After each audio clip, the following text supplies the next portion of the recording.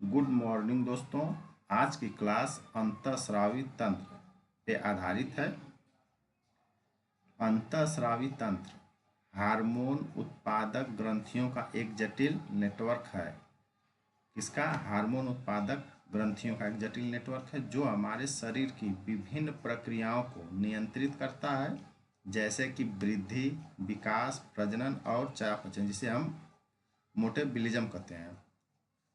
ये ग्रंथियां हार्मोन रसायन नामक संदेहवाहक का स्रावन करती हैं, जो हमारे रक्त के माध्यम से पूरे शरीर में यात्रा करते हैं और कोशिकाओं और ऊतकों के कार्यों को विनियमित करते हैं। इनमें कुछ पॉइंट हैं। अंतःस्रावी तंत्र शरीर में हार्मोन का स्रावन करने वाली ग्रंथियों का समूह है। अंतःस्रावी तंत्र क्या है?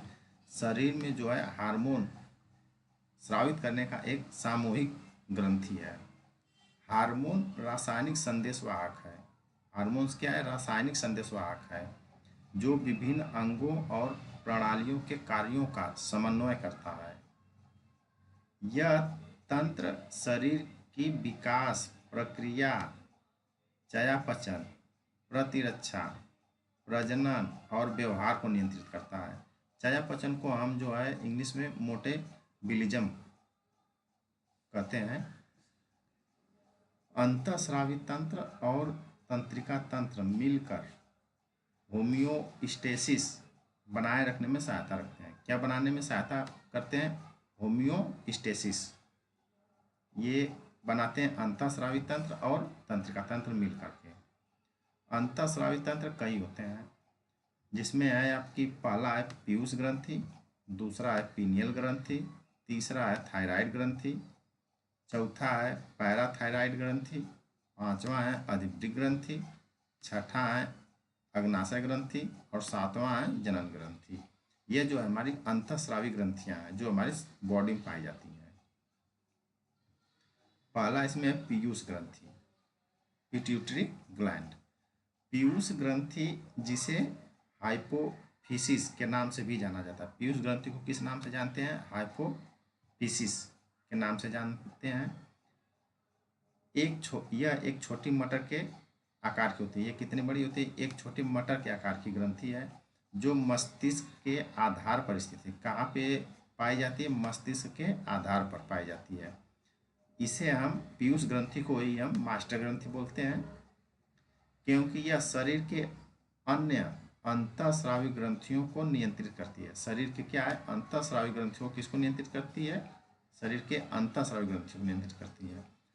यह हाइपोथैलेमस के नीचे सेला टर्किया नामक हड्डी की गुहा में स्थित होती है। यह कहाँ पाई जाती है? हाइपोथैलेमस के नीचे सेला टर्किका नामक हड्डी गुहा में स्थित होती है। पीयूष ग्रंथि मुख्यतः दो भागों में विभाजित होती है। कितने भागों में विभाजित होती है? दो भागों में। पहला है अग्रवर्ती और दूसरा है पश्चवर्ती। अग्र पीयूष और पश्च पीयूष दो भागों में विभाजित है। और स्रावित हार्मोन्स इसमें क्या है? यह ग्रोथ हार्मोन जो शारीरिक वृद्धि उत्पन्न करता है। ग्रोथ हार्मोन्स क्या करता है? शारीरिक वृद्धि उत्पन्न करता है। और TSH जिसको हम थायराइड स्टिमुलेटिंग हार्मोन बोलते हैं, थायराइड को सक्रिय करता है। TSH क्या करता है? थायराइड को सक्रिय कर देता है। और ACTH ये जो है अधिवृक्क ग्रंथि को उत्तेजित कर देता है। प्रोलैक्टिन क्या है? दुग्ध उत्पादन करता है। प्रोलैक्टिन किस काम में आता है? ये दूध उत्पादन करता है। LH और FSH ये क्या करता है? जनन तंत्र का नियंत्रण करता है। अग्रवर्ती पीयूष ग्रंथि, अग्रवर्ती पीयूष ग्रंथि में क्या है? यह हार्मोन का उत्पादन करने वाली ग्रंथि का एक हिस्सा है। पश्चवर्ती ग्रंथि क्या है? यह हाइपोथैलेमस में उत्पादित हार्मोन को स्रावित करती है।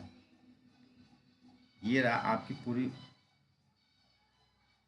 फिगर, जिसमें हमारी पिट्यूटरी ग्रंथि को दिखाया गया है। इसमें इस वाले भाग को यहाँ से जो है, यहाँ से यहाँ तक की जो भाग है, इसको हम पिट्यूटरी ग्लैंड बोलते हैं। और इसमें ये जो वाइट इस वाले भाग को इस वाले जो हम कलर कर रहे हैं इस वाले भाग को हम प्रोस्टेट लोब बोलते हैं। और हाइपोथैलेमस ये वाला भाग, यह वाला जो पूरा आपका टोटल है ये हाइपोथैलेमस है।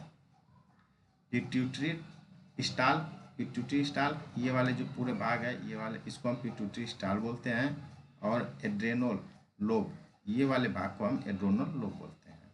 ये जो पूरा गोले टाइप है ये एड्रेनल लोब है, और ये जो पतला सरकरा टाइप है इसको हम पिट्यूटरी स्टाल को बोलते हैं। इसका संपूर्ण आपका निष्कर्षण इस प्रकार है जो टोटल आपको दिया गया है।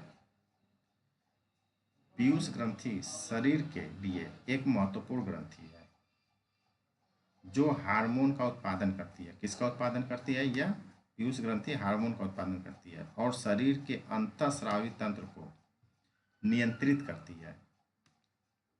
इसके कार्यों में विकास, रक्तचाप, ऊर्जा प्रबंधन, यौन अंगों के कार्य, थायराइड ग्रंथि, चयापचय, गर्भाशय, प्रवसन, स्तनपान, गुर्दे में पानी या नमक की सांद्रता, तापमान विनिमय और दर्द में राहत आदि शामिल होते हैं।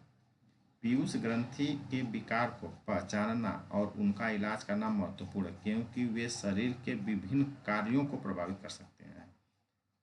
ये आपका टोटल निष्कर्ष रहा। इस तरह से आज की क्लास समाप्त हुई। चैनल को लाइक, सब्सक्राइब और शेयर करें।